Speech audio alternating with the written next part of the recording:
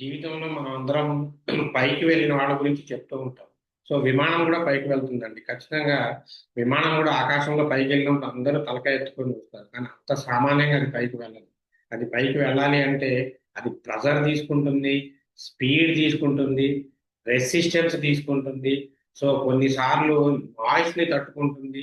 So noise ని fade out చేస్తుంది, wait ని మార్చుకుంటుంది.